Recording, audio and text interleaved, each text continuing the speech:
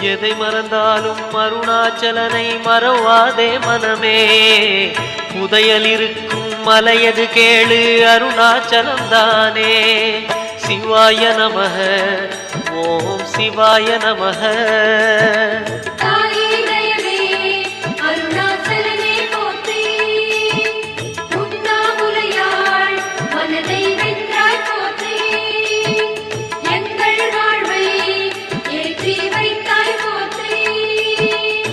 சிவாய நமக ஓம் சிவாய நமக.